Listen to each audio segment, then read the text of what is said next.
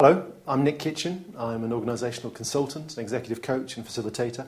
And I work a lot with organisational design and organisational change. The two are hugely interlinked. And today, therefore, we'll look particularly at organisational structure, organisational design and organisational structure. And I suppose posing the question, are dinosaurs really extinct? Or do they still hide away in the structure of organisations and the memory of organisations that inform still the way they operate? And could they do with that being updated? So particularly, the outcomes from this next 10-15 minutes will be to outline the foundation concepts of organisation design and to explore being able to design and align the appropriate organisational structure to a desired business model and the objectives and the market realities. So why is this so important? Well, I suppose self-evidently, organisational structure is critical in allowing an organisation to respond as best it can to its marketplace and its customers. Let's look at the business environment context. Clearly, the context of the business environment has a significant influence on the structure. And there are some key things to consider. I mean, how complex is your operation? How complex is it likely to be? What is the degree of stability in the business and indeed the degree of stability in the marketplace? The two clearly will be correlated. And what is your strategic focus? Where are you heading? Who do you see yourselves as an organisation? And the building blocks that go towards building your value proposition are mapped out here. Variety of things. We're looking at organisational structure, clearly finance and funding. Can you afford it? How do you measure it? Very important. What's measured tends to get done. And what's your strategy? And people practices. I think the thing to remember in here is so often in the world of scientific management, people were considered as units of labour or units of resource. It's still called human resources. And I think as we consider organisational architecture, be mindful that we're working with people with all their desires and expectations and their ability to bring as much of themselves to the organisation as possible. Organisations have moved increasingly away from bureaucracy, and one of the driving forces for this has been globalisation. The phenomenal diversity and different mores and cultures that organisations now have to contend with and engage with and work through means that having an overly bureaucratic organisation increasingly won't work in a global context. And the two polarities really around organisational design sort of fluctuate between and pulsate between really centralisation and decentralisation.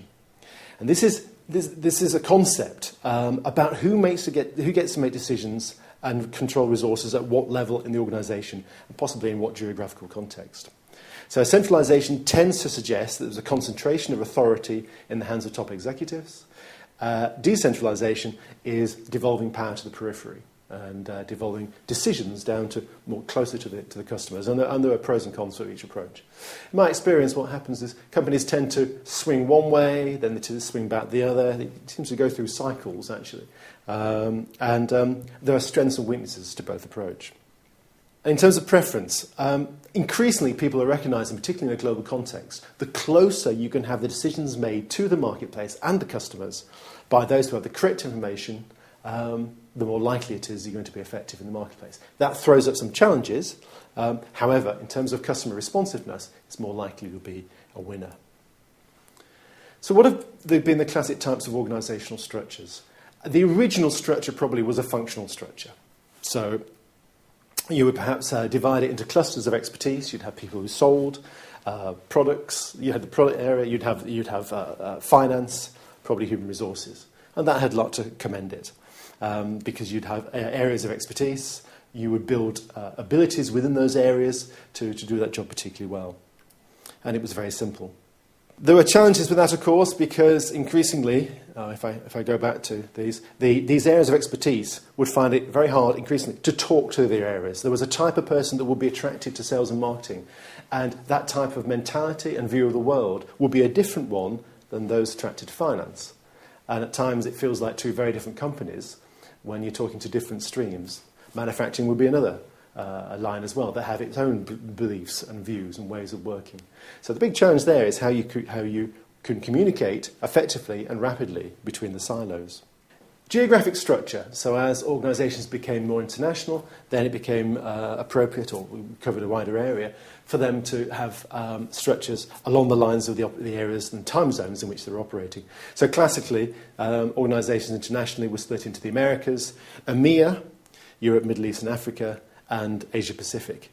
If you look at these countries, though, under these headings, EMEA covers everything from sort of Western, Mid-Atlantic thinking in the UK, through the Middle East in Qatar, and down through Africa. So there's nothing homogeneous about that area.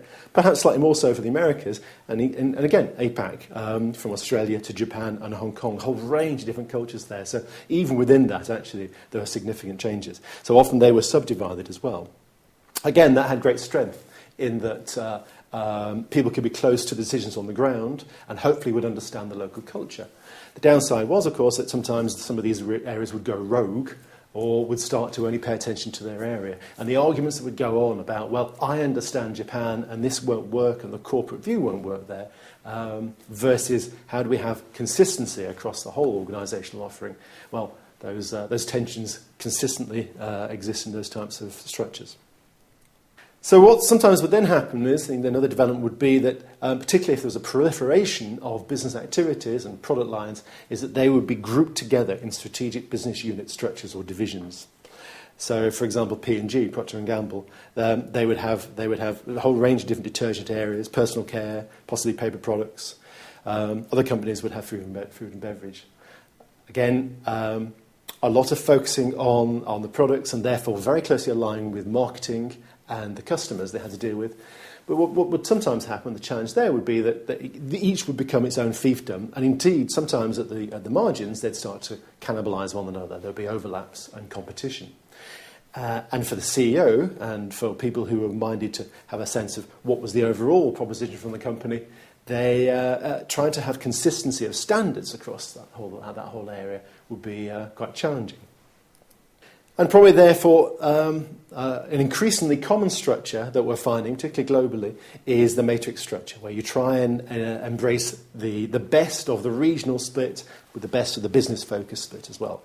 So boxes that look like this, lines up and lines down. So perhaps America, EMEA, APAC, former Soviet Union might be in there as well, and others. And then you have sales, finance, product quality, or product lines across those regional structures. And so the people in the various offices would therefore have a boss who would be a regional boss and could relate locally and understand locally, and also have somebody with whom they were aligned on a product basis or on a sort of business activity basis.